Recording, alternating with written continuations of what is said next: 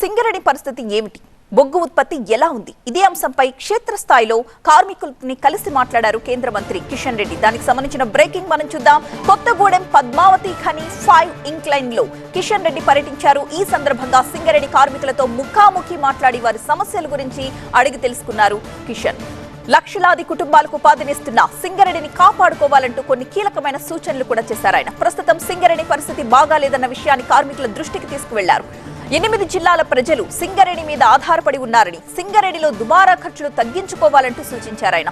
నాణ్యతతో కూడిన ఉత్పత్తిని పెంచాలని, అందుకు అవసరమైన కార్యాచరణను మెరుగుపరుచుకోవాలని అన్నారు. ఢిల్లీ బోర్డు మీటింగుల్లో చర్చించిన విషయాలు కూడా ఇక్కడుండే కార్మికులందరికీ తెలియాలన్నారు కిషన్ రెడ్డి.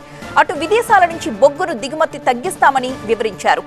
గతేడాది 60,000 కోట్ల రూపాయల బొగ్గు దిగుమతి తగ్గించామని, ఈసారి కూడా తగ్గిస్తామని చెప్పారు. దేశంలో బొగ్గు ద్వారా 74% విద్యుత్ ఉత్పత్తి జరుగుతోందన్నారు కిషన్ రెడ్డి.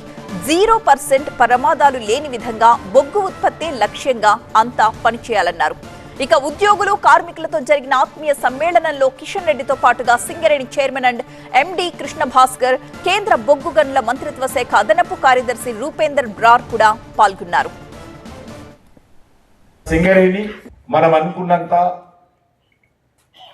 లేక మనం గతంలో ఊహించినంత పరిస్థితి బాగాలేదు.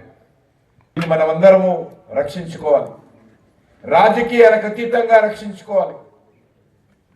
అదేవిధంగా కంపెనీ బాగుంటే మనం బాగుంటాము, కంపెనీ బాగుంటే మన యొక్క కార్మిక సంఘాలు బాగుంటాయి, వాళ్ళ నాయకత్వం బాగుంటుంది. కష్టాల్లో ఉన్నాం, అన్ని విషయాలు మీకు చెప్పలేరు. మీరు ఎంతైతే కష్టపడుతున్నారో, ఏదైతే శ్రమ చేస్తా ఉన్నారో, మీ రక్తాన్ని చెమటగా మార్చి మీరు రాత్రనక పగలనక ప్రాణాలు తెగించి పనిచేస్తా ఉన్నారో, ఈ కంపెనీని ఇంకా మనం పటిష్టం చేసుకోవాలి.